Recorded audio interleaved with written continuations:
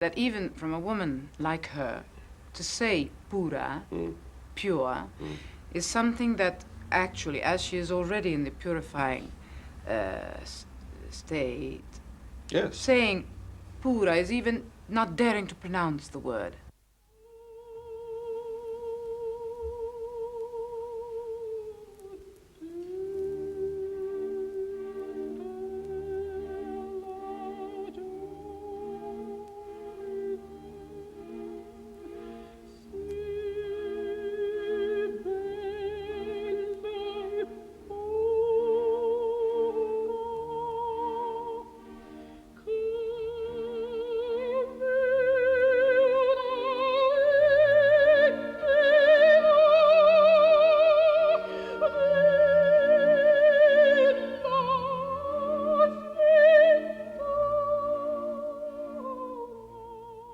Before you sing a phrase, you must always prepare it in your face and give it to the public. Have it read in your mind. In other words, you think of the phrase, you prepare it on your face, and then you actually perform it. That is the beauty of the bel canto. Offering it to the public and having the public read it in your mind, and then actually hearing it, preparing the phrase. Yes, this I think one's always seen with you. And this goes on in any opera and whatever opera you do. Because naturally, before you say something, it passes your mind. It is a split second.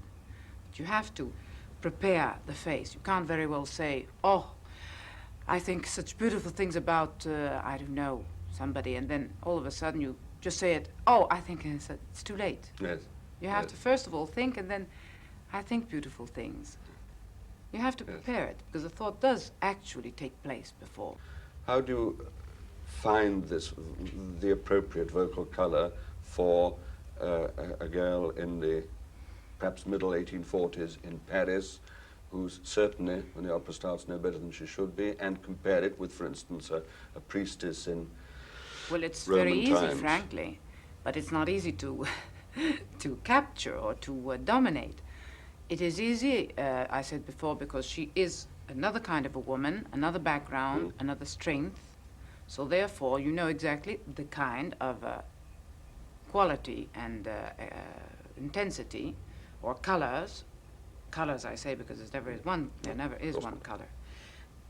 You know immediately what you would want to, but you can't always manage it. It takes years of love and devotion to manage to finally give it to the public. And sometimes you don't know whether you have. When I prepare a role in the beginning, the outline is, this is how she's supposed to move, because this is her background. This is her healthy state of mind or body or frame of body and culture or whatever it is. So this is one color, the basic color. Traviata or Violetta has another color because her background is different. She's younger, she's more enthused, but she was already unhappy, if we want to say it. And it comes back, and bitter in the first act, and it comes back all the time saying, oh, love, what do you want love of me? Who asks for my health or my, you see it coming all the time in the first act. It is thrown off with, shall we say, irony and with a laugh. But it's not really that funny for her, frankly. At least that is my psychology of the role. And in fact, when the tenor goes and old people go away, she keeps on saying, well, it's very funny that this phrase should always come back. Is it possible that this dream of mine could be possible? The second act, she's not laughing anymore. She's sincerely hoping.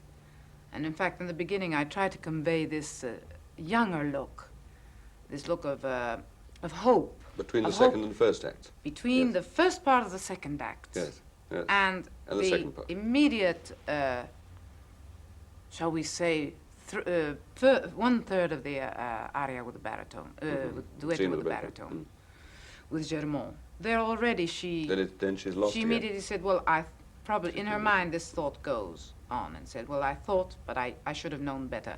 It can't work.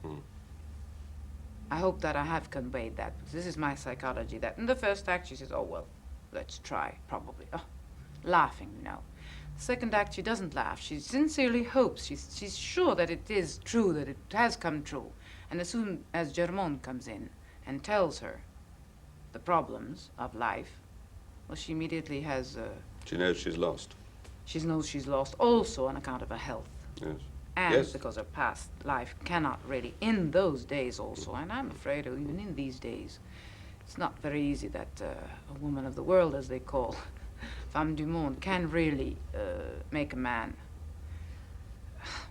We never know, but in that day, Impossible. it wasn't possible. Yes. So she immediately folds up and really sacrifices herself, because also she doesn't have the strength. You've got a whole cupboard full of scores in there, Maria, half of which I don't think you've ever performed. Mozart, Meyerbeer, Adriana Lecouvreur, I don't know what. Do you know half of them? You probably do know half of them. Oh, well, half of them, no. Certainly not half of them. But I think a singer should have a collection of old scores. Yes. First of all, it's out of interest, and then it's, I suppose, a pride that you should have the more the better. But some of them you know. Oh, yes, I've studied quite a few operas. I haven't quite a few, more than that. What about Carmen? Yes, Carmen is Let's something talk that about should have Carmen. come up also frequently. Carmen is Well, that you something I have don't performed, but- think. No, on Well, on records. disc, yes. On records, Yes. yes. It's very odd that I should find Carmen, the Mérimée Carmen, so more efficient than the Carmen of Bizet. Really? And if one reads the book and then Yes. listens to the opera, they'll find out what I mean. The voice, first of all, I find too dark for a Spaniard, for a gypsy, don't you think? Yes. Well, They're usually rather, you know, very intense and very nervous. Have you ever heard Spaniards Oh, yes. talk? Yes. It's quite a nervous voice, a high-pitched voice. They talk very quickly. It's extraordinary, but also I could see it more in a film than on stage, because Carmen is very virile, to my impression. She's a strong character, more of a man than a woman. It should scandalize you, but it isn't meant that way. In other words, she takes men, yes. rather more than like a man would feel about a woman. Yes. Don't yes. you think? Yes, yes, that's And fair. it's, it really, I don't think it could be conveyed. In other words, when she sees Don Jose for the first time on stage in Bizet's Carmen, I would see the less movement possible. Mhm. Because I think it's like more of an animal when it sees its prey. She wouldn't move because it's the sort of intensity that would go, hypnotism, or rather intense feeling between Yes. Don Jose and Carmen. Yes. She knows exactly that he feels exactly what he feels about her, and she doesn't even care, so long as she feels what she feels about him. So I don't know whether on stage you can convey these things with stillness.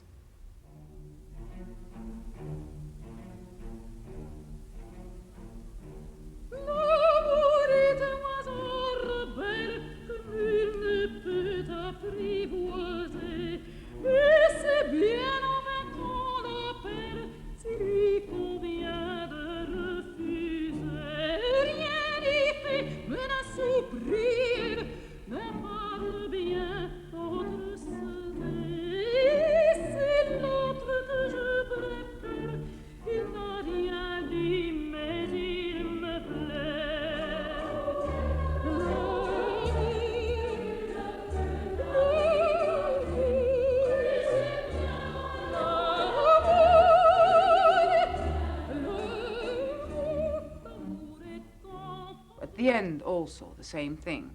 She wouldn't move an inch, not even an eyelid. She just wants to get over with it, and she's bored to tears with him, so I would see very little action. And I don't know. And But then, this is almost halfway, I think. well, it's I mean, the it's beginning something and of the a stage conception. Oh, it's more than halfway. Yes, Absolutely, it's more than halfway. I've thought it out thoroughly. I'm sure. But it doesn't really interest me. It's against my principles. Yes? I have more of an idealistic nature, more of a romantic nature, I think. Yes?